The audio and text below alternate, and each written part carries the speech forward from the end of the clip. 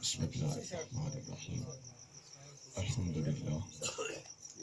الحمد للہ رب العالمین والصلاة والسلام علی سید الانبیاء والمرسلین وعلی آلہ واصحابہ اجمعین اما بعد فاعوذ باللہ من الشیطان الرجیم بسم اللہ الرحمن الرحیم اتل ما اوحی الیک من الکتاب وَأَقِمِ الصَّلَاةَ إِنَّ الصَّلَاةَ تَنْهَى عَنِ الْفَحْشَاءِ وَالْمُنكَرِ وَلَذِكْرُ اللَّهِ أَكْبَرُ صدق اللہ مولانا العظیم إِنَّ اللَّهَ وَمَلَائِكَتَهُ يُصَلُّونَ عَلَى النَّبِيِّ يَا أَيُّهَا الَّذِينَ آمَنُوا صَلُّوا عَلَيْهِ وَسَلِّمُوا تَسْلِيمًا درود پاک پڑھو اللہم صلی علی سیدنا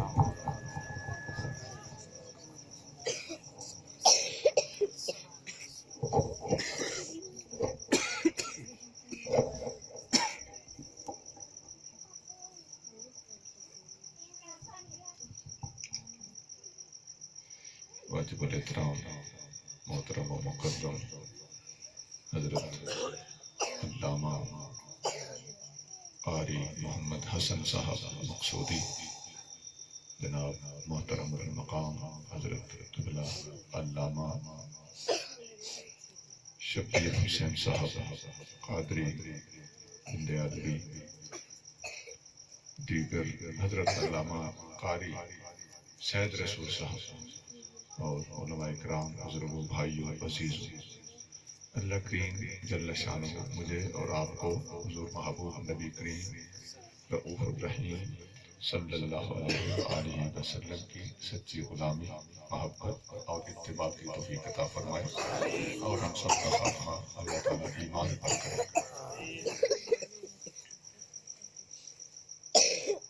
آواز آخر تک واضح ہے؟ آخر تک آواز جا رہی ہے؟ آج ہم حضور محبوب نبی کریم صلی اللہ علیہ وآلہ وسلم کے میلاد شریف کی محفل میں مل کر بیٹھے ہیں۔ اللہ کریم جل شانہ کا احسان ہے کہ اس نے اپنے محبوب صلی اللہ علیہ وآلہ وسلم کو ہم میں مبعوث فرمایا، ہمیں حضور صلی اللہ علیہ وسلم کی محبت کا شرف عطا فرمایا اور ہمیں نبی کریم صلی اللہ علیہ وآلہ وسلم کا میلاد منانے کی توفیق عطا فرمائے۔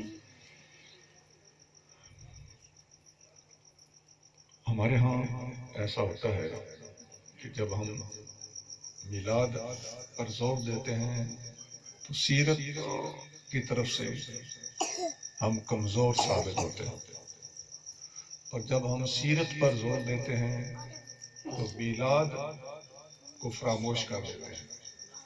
سچی بات اور تحقیقی بات یہ ہے کہ نبی کریم صلی اللہ علیہ وسلم کا میلاد منانا بھی جائز ہے اور نبی کریم صلی اللہ علیہ وسلم کی سیرت کے جلسے رکھنا بھی جائز ہے۔ یہ دونوں چیزیں ہمارے ایمان کا حصہ ہیں۔ یہ ایگو واپس آ رہی ہے، اس کو کنٹرول کر سکتے ہیں تو کریں اس ہیڈ میں سے۔ اتنے سارے بندوں تک آواز جائے گی اور بڑی خوبصورتی سے جائے گی۔ اب آپ نے ٹھیک کر دیا، اللہ تعالیٰ آپ کو جزائے خیر دے۔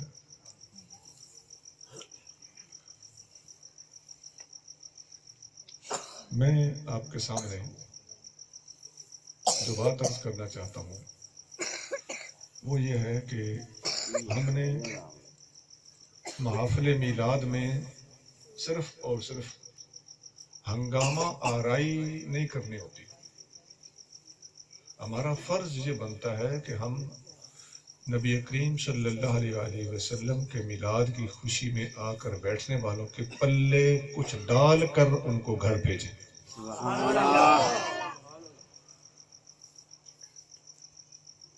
یہ گھر میں جائیں تو ان کا ضمیر کہے آج ہم محفل مصطفیٰ میں گئے تھے اور ان کی شان کے لائق کچھ سبق سیکھ کر آئے۔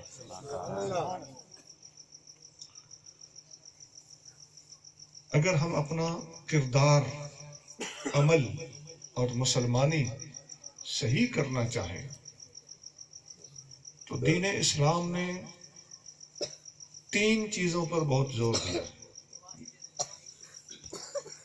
میں نے اسی حوالے سے آپ کے سامنے قرآن کی تلاوت بھی کی ہے. یہ 21واں سپارہ ہے اور 21ویں سپارے کی پہلی آیت ہے. اللہ تعالیٰ فرما رہا ہے اتلو ما اوحی الیک من الکتاب، تلاوت کریں جو آپ پر قرآن کی وحی ہو رہی ہے. وَأَقِمِ الصَّلَاةَ إِنَّ الصَّلَاةَ تَنْهَىٰ عَنِ الْفَحْشَاءِ وَالْمُنکَرِ، اور نماز قائم کریں، بے شک نماز فحاشی اور برائی سے روکتی ہے. وَلَذِكْرُ اللَّهِ أَكْبَرُ، اور اللہ کا ذکر سب سے بڑا ہے. تمام اذکار سے، تمام وظیفوں سے بڑا وظیفہ کیا ہے؟ اللہ کا ذکر. وَلَذِكْرُ اللَّهِ أَكْبَرُ. اب یہ ایک ہی آیت میں نے پڑھی ہے، اس میں میں نے آپ کو 3 چیزیں دکھائی ہیں، اور اسلام واقعی ان 3 چیزوں پر بہت زور بھی دیتا ہے.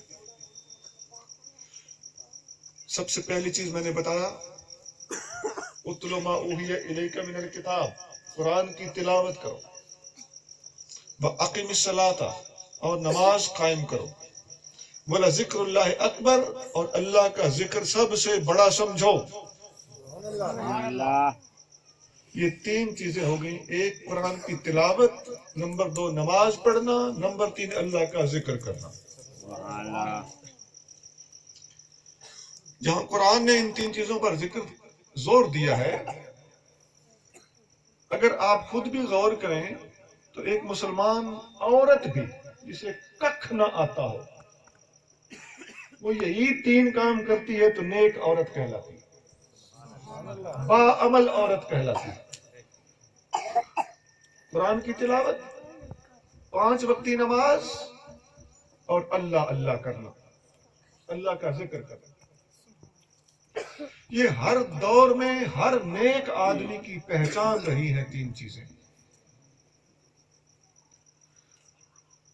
اب اگر میں آپ کو یہ 3 چیزیں بتا کے گھر بھیجوں اور ان پر آپ عمل کرنا شروع کر دیں تو آج کے بعد انشاءاللہ آپ بھی با عمل مسلمان بنیں گے. لیکن ہمارے ہاں ہم نے ماحول ایسا بنایا ہوا ہے کہ ہمارے ہاں جب قرآن کی تلاوت کی کوئی بات کرتا ہے، نماز کی بات کرتا ہے، ذکر خداوندی کی جب بات کرتا ہے، تو شاید اس بندے کو مختلف قسم کے فتووں کا سامنا کرنا پڑے. یار یہ کیڑے کمے لگ گیا، محفل میلاد میں ان باتوں کا کیا کرنا. یہی سے میں نے بات شروع کی تھی کہ میلاد منانا بھی ہمارا ایمان ہے، اور اپنے اعمال اور کردار کو درست کرنا یہ محفل میلاد سے زیادہ ضروری ہے. کیوں؟ محفل میلاد منانا مستحب ہے. تو کہ جی مجھے اگر اس سے زیادہ ہے، علماء کہہ رہے ہیں کہ ماشاءاللہ ٹھیک ہے، لیکن قرآن کی تلاوت ہم پر لازم ہے، 5 وقتی نماز ہم پر فرض ہے، اللہ کا ذکر ہر وقت کرنا مستحب ہے، مستحسن ہے، اور نبی کریم صلی اللہ علیہ وسلم کی تاکیدی سنن سے ثابت ہے.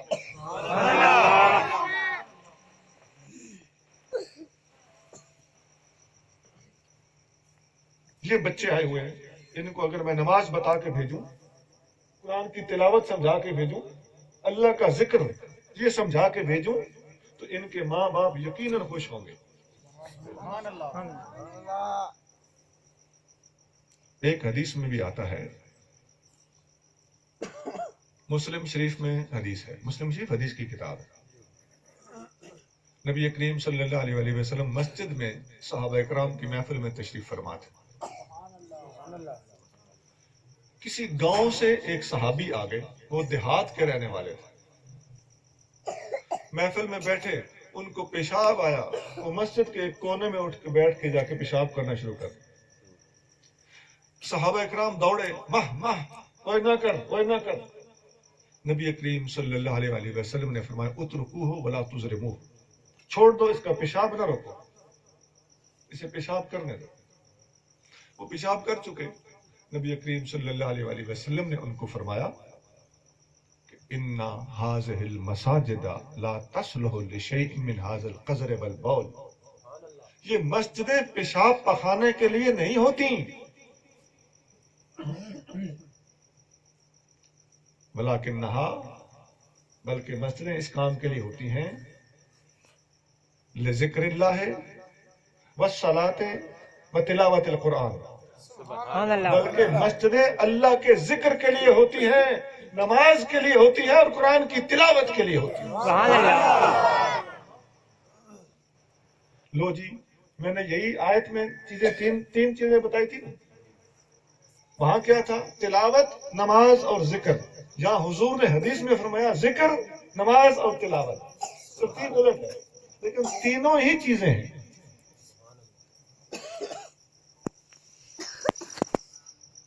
اب اس حدیث سے ایک تو ہمیں پتہ چل گیا کہ نرمی سے سمجھانا نبی کریم صلی اللہ علیہ وسلم کی سنت۔ دیکھو نا کتنا حق حولہ رکھا، اور ناسمجھ کو جتنا وہ ناسمجھ ہے اتنا ہی نرمی کا حقدار ہے، کیونکہ وہ گاؤں کے رہنے والے تھے، انہیں ان مساجد کے آداب کا نہیں پتا تھا۔ آج کی بات نہیں ہے، آج کوئی گاؤں والا بھی مسجد میں پیشاب کرے تو یہ بہت بری بات ہے۔ اس زمانے میں ابھی گاؤں میں اسلام نہیں پہنچا تھا صحیح طریقے سے، گاؤں والوں کو تربیت کی ضرورت تھی، لہذا ناسمجھ کے ساتھ نرمی کا رویہ رکھنا نبی پاک علیہ الصلوۃ والسلام کی سنت ہے۔ لیکن جاننے والا غلطی کرے تو اس کو تھوڑا سا ڈانٹ دینا بھی جائے، جانتا بوجھتا سمجھدار ہے۔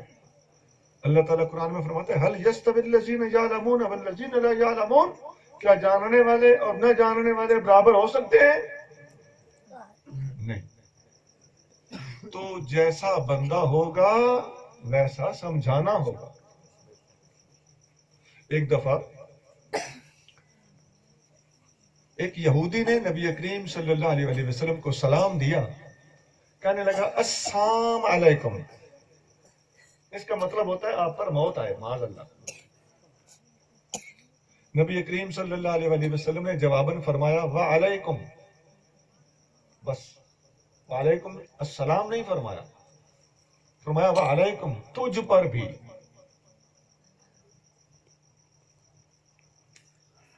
پاس اما عائشہ صدیقہ رضی اللہ تعالیٰ عنہا موجود تھیں۔ اما جان کو جلال آ گیا، غصہ آ گیا، اور اس یہودی کو آپ نے ڈانٹنا شروع کر دیا۔ حضور علیہ الصلوۃ والسلام نے فرمایا بس عائشہ۔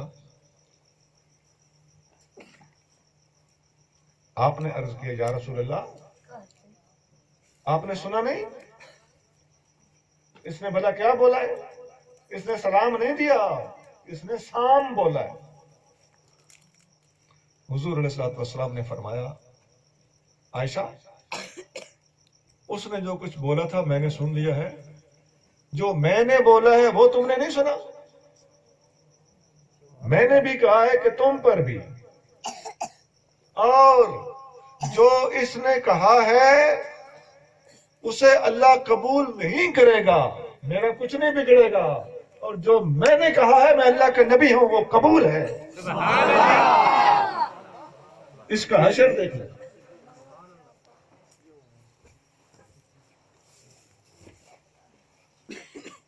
اب ایک یہودی تھا، تو جیسی اس نے غلطی کی تھی حضور علیہ الصلوۃ والسلام نے اس کے معیار کے مطابق اس کو جواب دیا۔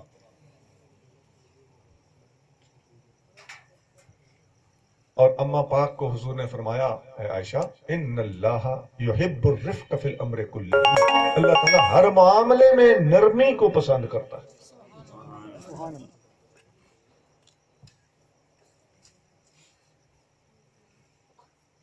دوسری اس بات سے اس حدیث سے جو بات ثابت ہوتی ہے وہ یہ ہے کہ نرمی کے علاوہ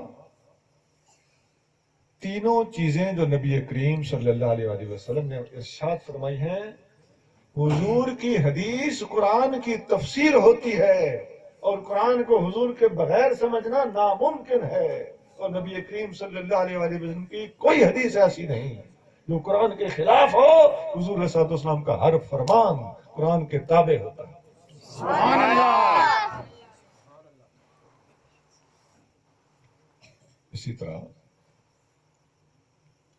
شاہ عبدالعزیز محدث دہلوی رحمۃ اللہ علیہ ایک بہت بڑے صوفی بزرگ گزرے، بہت بڑے محدث تھے. ان جیسا محدث پاک و ہند میں شاید ہی کوئی گزرا.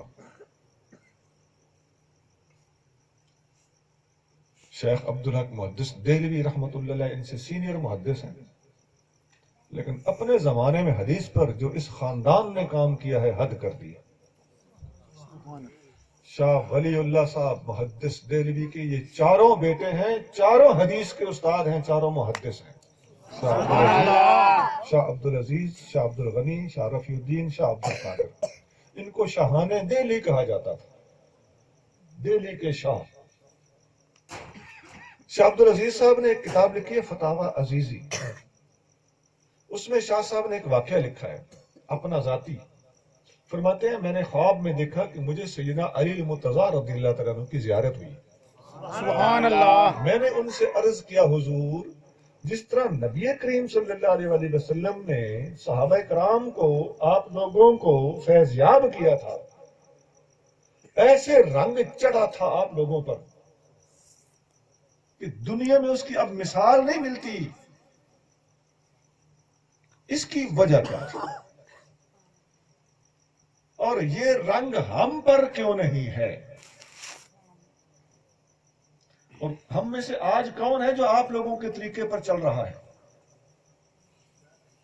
سیدنا علی المرتضیٰ شیر خدا رضی اللہ تعالیٰ عنہ نے جواباً ارشاد فرمایا بیٹا عبدالعزیز، ہم نے نبی پاک علیہ الصلوۃ والسلام کے زمانے میں 3 چیزوں پر زور دیا ہے.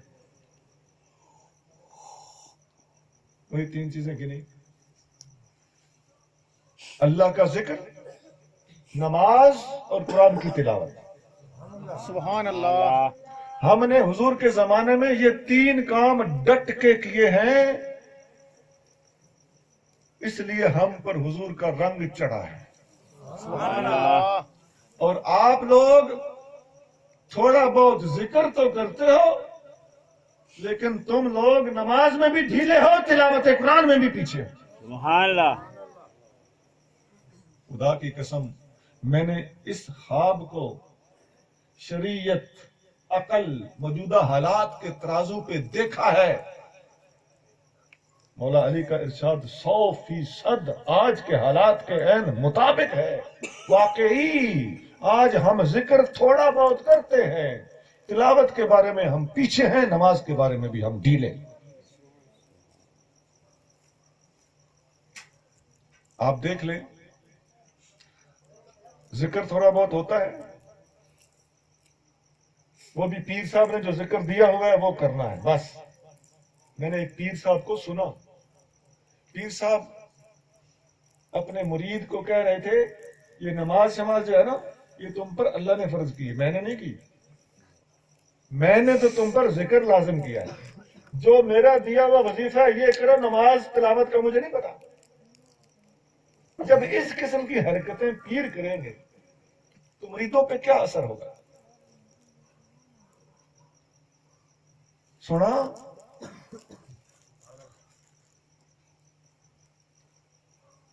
جب پیر صاحب محفل میں آ گئے، اللہ ہو اللہ ہو، ایسا ہی ہوتا ہے. پیر صاحب اٹھ کے چلے گئے، اللہ ہو اللہ ہو. پتہ نہیں اب یہ ذکر اللہ کا ہو رہا ہے یا پیر صاحب کی آمد کا ہو رہا ہے. پیر صاحبان آگے مریدوں کو بھیج دیتے ہیں 10-15 بندے ٹر جاؤ، پھول لا کے کھڑے ہو جاؤ، میں آواں تے نعرے لاؤ، کھڑے ہو جاؤ. تسی کھڑے ہوو گے تو سارے بندے کھڑے ہو جان گے، 18 بن جان گے. یہ رویہ ہونا چاہیے. درویش لوگ ہم نے تو جو کتابوں میں پڑھا چپ کر کے محفل میں آ جاتے تھے. آج کل یہ چیز ایک تماشا بنی ہوئی ہے. غرور اور تکبر اور خود نمائی اپنی انتہا پر ہے. درویشانہ حرکتوں سے ہم نے پرہیز کی ہوئی ہے، جیسے ڈاکٹر نے منع کیا.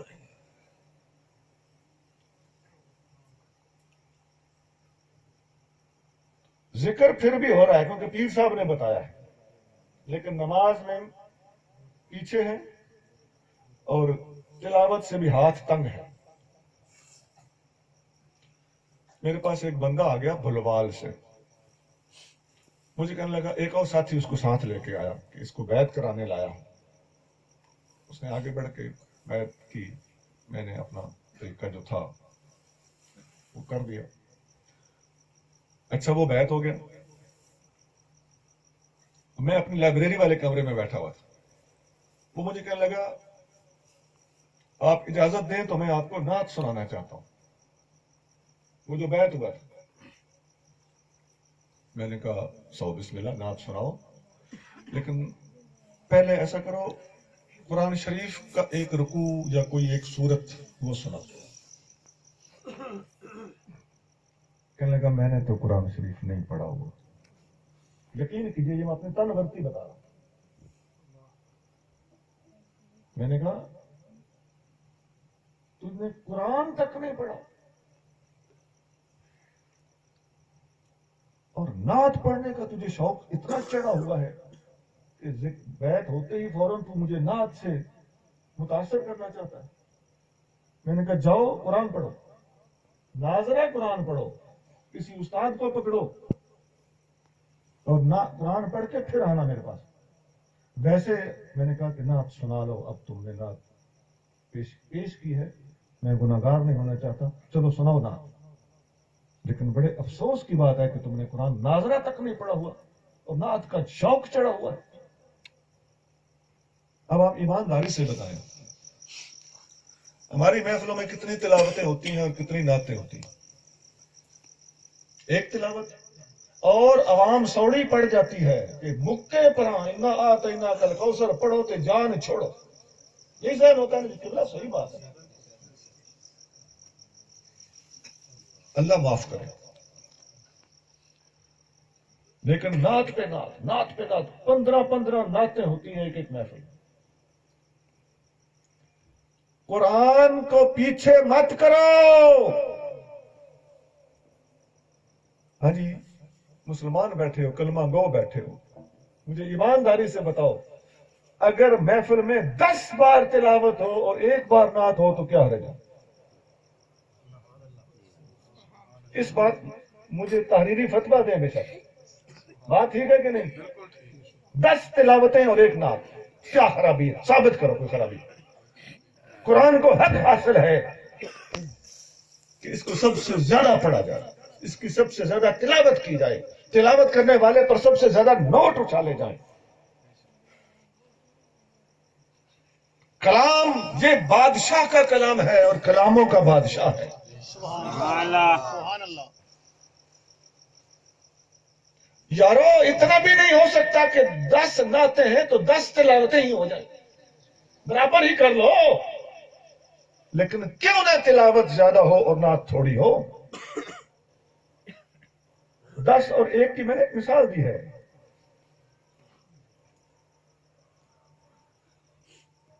اس بات پہ ہماری عوام کو بھی عمل کرنے کی کوشش کرنی چاہیے اور ہمارے علماء اور ذمہ دار حضرات کو بھی ان باتوں کا نوٹس لینا چاہیے. ہمارے ہاں ابھی 7 تاریخ کو ہماری سالانہ محفل ہو رہی. ہم ایک تلاوت کرتے ہیں، پھر اس کا ترجمہ ہوتا ہے. تلاوت کی آیتیں میں نے آج ڈھونڈ کر بتائی ہیں کہ فلاں قاری فلاں جگہ سے پڑھے گا، فلاں قاری فلاں جگہ سے پڑھے گا، فلاں قاری فلاں جگہ سے پڑھے گا، فلاں قرات کرے گا، فلاں اٹھ کے اس کا ترجمہ کرے گا. سبحان اللہ. میں بول نہیں رہا صرف زبانی، ہمارے ہاں عملاً ایسا ہو رہا ہے. ہم ایک جگہ سے تلاوت کراتے ہیں، پھر اس کا ترجمہ کرتے ہیں، پھر نعت ہوتی ہے، پھر خطاب ہوتا ہے، پھر ایک سیٹ ہے، پھر تلاوت، پھر ترجمہ. تلاوت 2 بار ہوگی نا، ترجمہ پھر ایک نعت. اور ہمارے نعت خان کو اجازت نہیں ہوتی کہ نعت سے پہلے دوڑے پڑے. ہوتا نا ابتدائی شعر 1000 بار بشویم وغیرہ، کچھ نہیں، صرف سیدھی سیدھی نعت شروع، جیسے ابھی عزیزم گلزیب نے پڑھی، سادہ نعت بس.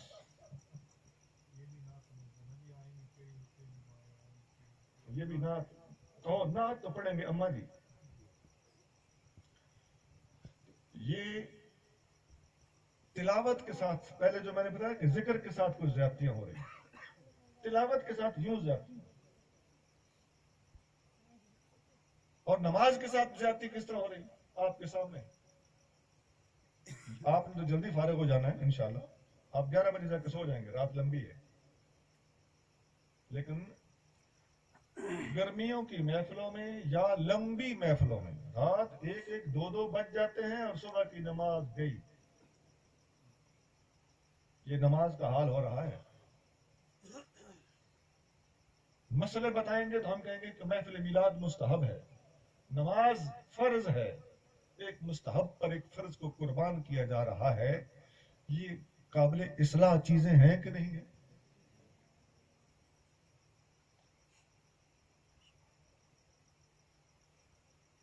یہ میں نے ایک خواب سنایا ہے آپ کو اللہ کے ولی کا، لیکن میری تقریر کا دار و مدار خواب پر نہیں ہے. اس سے پہلے میں نے آپ کو مسلم شریف میں سے حدیث سنائی.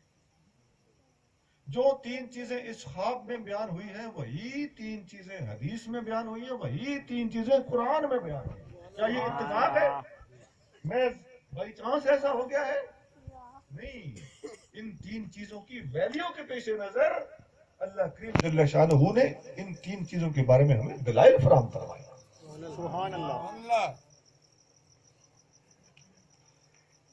آپ یقین کریں، میں ایسی تقریر، میری تو عادت ہے میں اس طرح ہی تقریر کرتا ہوں. میں جب تقریر کرتا ہوں تو مجھے سمجھ آ رہی ہوتی ہے کہ اب فلانا بندہ گھبریا پیا ہے. یہ سنن آیا سی کچھ سرا اگوں سننی پی گئی، مت نصیحت انہوں بننا پی گیا بندہ، اب یہ گھبرائے گا.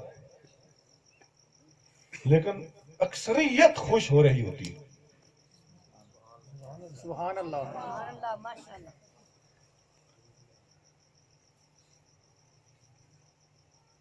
الحمدللہ میں نے کبھی نہیں کہا کہ کہو سبحان اللہ. آپ شروع سے سن رہے ہو میری تقریر، جب سے شروع ہوئی ہے بار بار یہ خود بخود اندر سے روح اٹھتی ہے. لوگ بولتے ہیں سبحان اللہ. لوگوں کے اندر یہ شوق اور جذبہ، حق کو قبول کرنے کا جذبہ موجود ہے. اللہ کرے ان کو کچھ بتائے صحیح. یہ تو جو آ کے بیٹھے ہوئے اسٹیج والے کے آگے چڑھ گئے، اس نے جو کچھ سنانا ہے وہ بیچارے سنیں گے. وہ اللہ کو راضی کرنے آئے ہوئے ہیں، ان کے پلے کچھ ڈالا تاکہ تم سے بھی اللہ راضی ہو. ایسا نہ ہو کہ قیامت کے دن لیڈر صاحب ٹنگے ہوئے ہوں کہ تیرے پیچھے چلنے والوں کو ہم نے معاف کیا. کیوں؟ اس لیے کہ یہ سادگی سے آئے تھے، اور تو چل بھاج فلانے پاس اٹھا لٹکا. اللہ ہماری خیر کرے.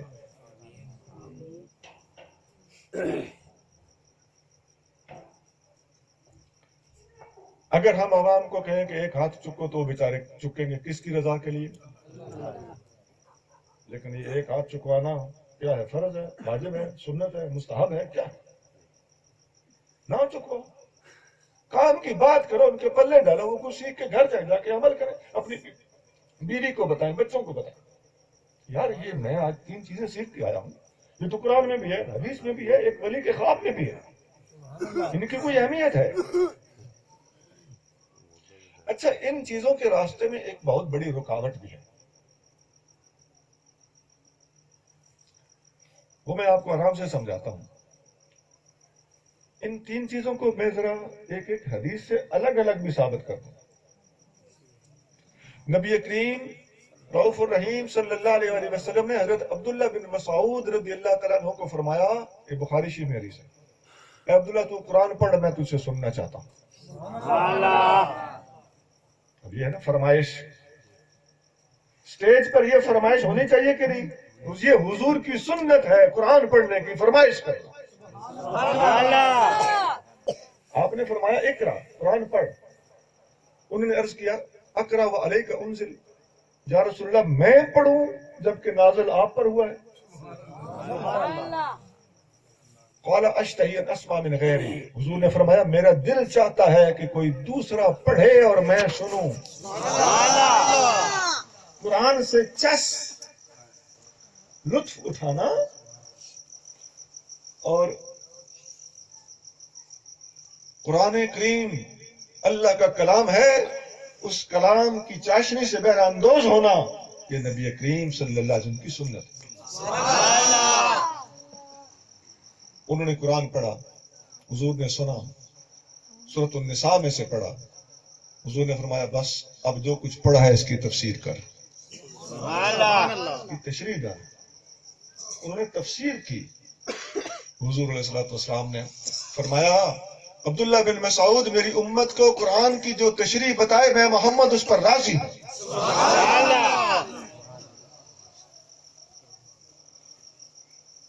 اس کا مطلب ہے کہ ہمیں قرآن پڑھنا چاہیے، قرآن سننے کا، لوگوں سے قرآن سننے کا شوق ہونا چاہیے، کالے نہیں پہ جانا چاہیے کہ قرآن سننے کی گھبراہٹ شروع ہو جائے۔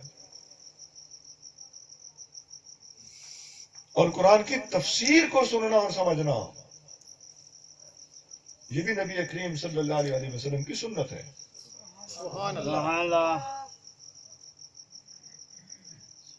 ایک حدیث بخاری اور مسلم میں اور بھی ہے، حضرت ابی بن کعب رضی اللہ تعالیٰ عنہ کو نبی کریم صلی اللہ علیہ وسلم نے فرمایا اے ابی میں قرآن پڑھوں گا تم سننا۔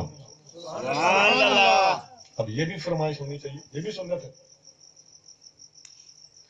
تم سناؤ میں سنوں اور میں سناؤں اور تم سنو۔ سبحان اللہ۔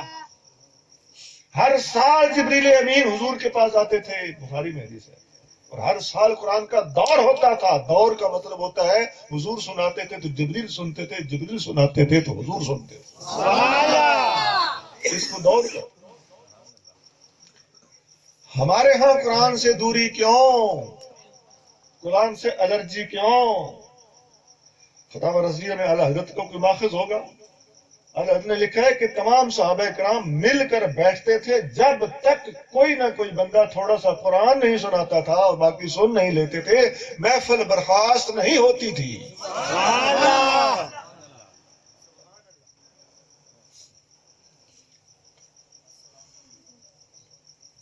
اسی طرح اللہ کے ذکر کے بارے میں نبی کریم صلی اللہ علیہ وسلم فرماتے ہیں، ایک صحابی نے پوچھا یا رسول اللہ ان شرائع الاسلام قد کثرت علی فاخبرنی عن شیء اتشبث به۔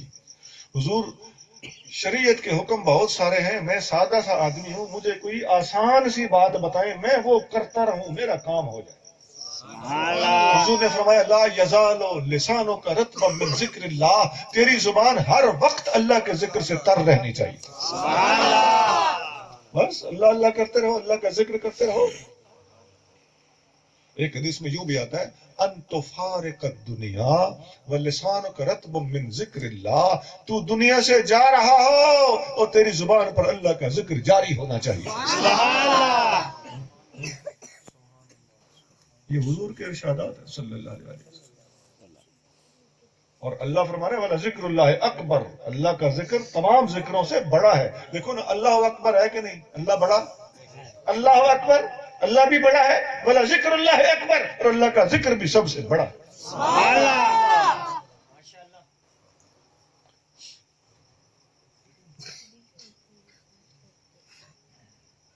اسی طرح نماز کے بارے میں بھی میں نے قرآن کے بارے میں حدیث سنائی الگ، ذکر کے بارے میں سنائی الگ، اب نماز کے بارے میں بھی ایک حدیث سن لیجئے۔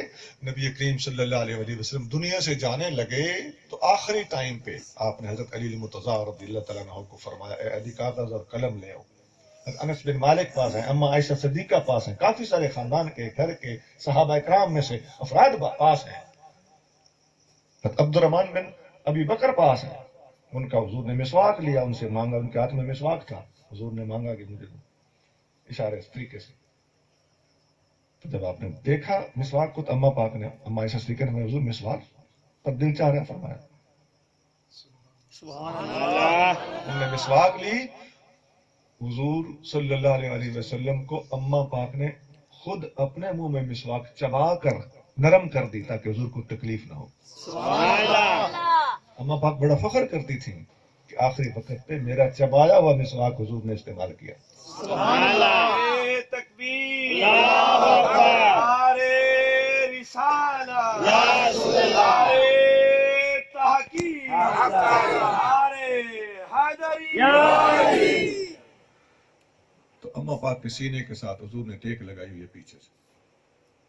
اما پاک فرماتی ہے قبض بین سحری و نہری، حضور صلی اللہ علیہ وسلم کا وصال ہوا ہے، میرے اس گردن اور سینے کے درمیان حضور کا سر یہاں تھا۔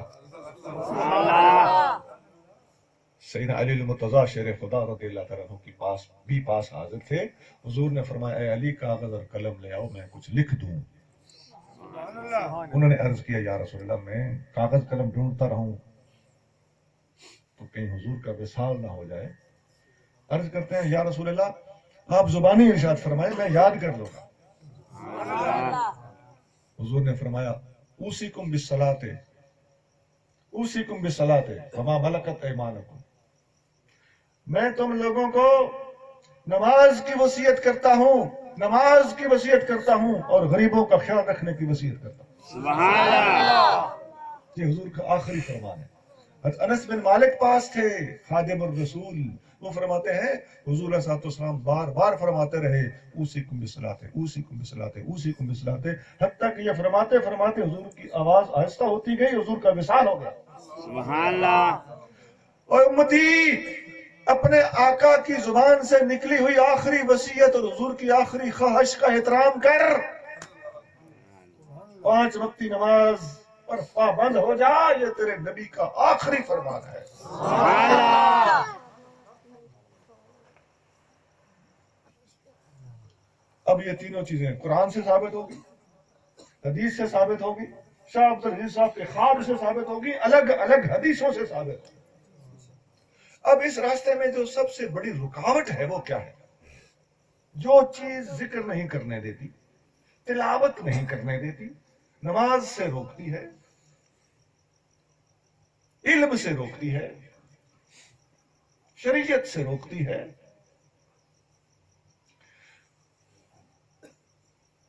امام بخاری رحمت اللہ علیہ نے ایک باب باندھا ہے بخاری شریف، باب پورا، باب ما یکرہ ان یکون الغالب علی الانسان الشعر حتی یصدہ من العلم والذکر وتلاوت القرآن۔ سبحان اللہ۔ فرمایا پرہیز کرنی چاہیے اس چیز سے کہ کسی بندے پر شعر اور شاعری اتنی غالب آ جائے کہ وہ اس کو علم سے، اللہ کے ذکر سے، قرآن کی تلاوت سے روکتی ہو۔ علم تھوڑا شعر زیادہ، ذکر تھوڑا شعر زیادہ، تلاوت قرآن کی تھوڑی اور شعر زیادہ۔ یہ بخاری شریف کا ایک عنوان ہے پورا۔ خاص طور سے اہل علم حضرات سے میں درخواست کرتا ہوں کہ اس باب پہ ذرا غور کریں۔ یہی تو نہیں آج جس چیز نے کام خراب کیا ہوا ہے، جو چیز اللہ کی عبادات سے روک رہی ہے وہ کثرت شاعری ہے۔ اب اس کے روپ ہیں، کہیں اس نے، ہم نے اس کو نعت کا نام دیا ہوا ہے، کہیں اس کو ہم نے صرف کلام کا نام دیا ہوا ہے، کہیں ہم نے اس کو منقبت کا نام دیا ہوا ہے۔ جتنی ہماری سٹیجوں پر شعر و شاعری ہوتی ہے، ہمارے ہاں ہو سکے تو مہربانی کیجیے تشریف لائیے، ہمارے ہاں جیسا میں نے عرض کیا کہ ایک تلاوت پھر ترجمہ پھر نعت، اور بیچ میں سٹیج سیکرٹری اٹھتا ہے، وہ اٹھ کے کیا کرتا ہے ذرا وہاں بھی سن لینا، سوائے حدیث کے اس کی زبان پر کوئی بات نہیں آتی۔ سبحان اللہ۔ کہ حضور نے یوں فرمایا، حضور نے یوں فرمایا، حضور نے یوں فرمایا۔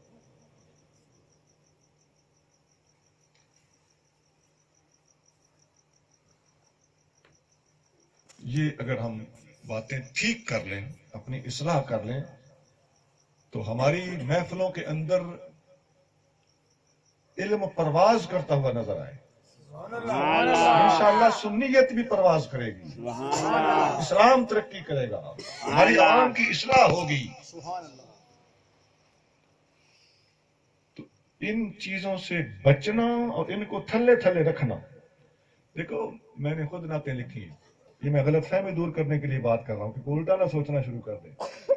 شاید ادھر وہ لڑکا بیٹھا ہوا میری کتابیں خریدنے بیچنے کے لیے، ان میں میری ایک نعتوں کی کتاب ہے جو حضور کی نعتیں میں نے لکھی ہیں، خیر الکلام فی مدح سید الانام، 8 زبانوں میں نعتیں ہیں۔ سبحان اللہ۔ سبحان اللہ۔ لیکن اس کے پاس ایک اور کتاب پڑھی دیکھ لینا، اتنی موٹی حدیث کی کتاب ہے۔ تو غالب کیا ہوا؟ حدیث غالب ہوئی.